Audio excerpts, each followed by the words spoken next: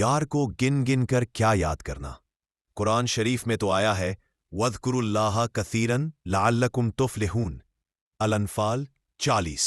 अल्लाह का बहुत जिक्र करो ताकि तुम फलाह पाओ।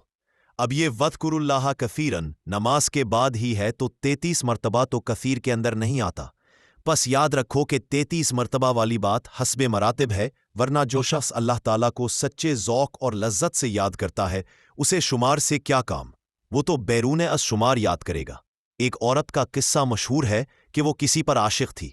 उसने एक फ़कीर को देखा कि वो तस्बीह हाथ में लिए हुए फेर रहा है। उस औरत ने उससे पूछा कि तू क्या कर रहा है? उसने कहा कि मैं अपने यार को याद करता हूँ।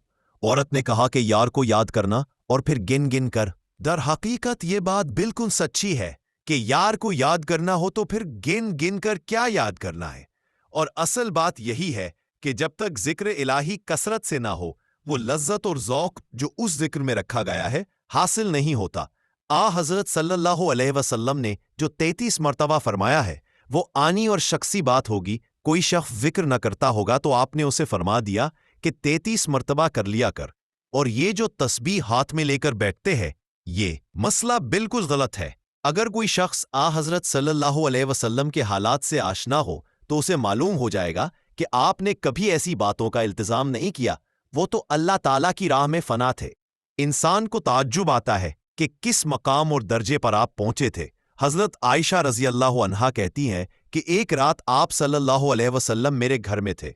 रात को जो मेरी आंख खुली तो मैंने आपको अपने बिस्तर पर न पाया। मुझे ख्याल गुजरा कि किसी दूसरी बीवी के घर में होंगे। चुनांचा मैंने सब घरों में देखा मगर आपको ना पाया।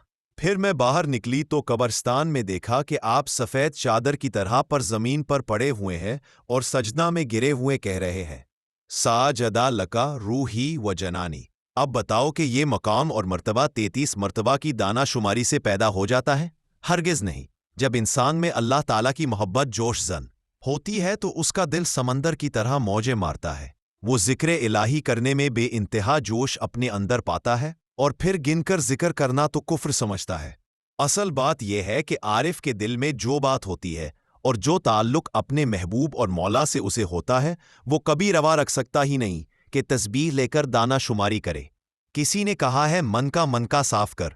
इंसान को चाहिए कि अपने दिल को साफ करे और खुदा ताला से सच्चा ताल्लुक पैदा करे, तब वो कैफियत पैदा होगी और वो इन दाना शुमारियों को हेत समझेगा। मलफूजात जल्द 6।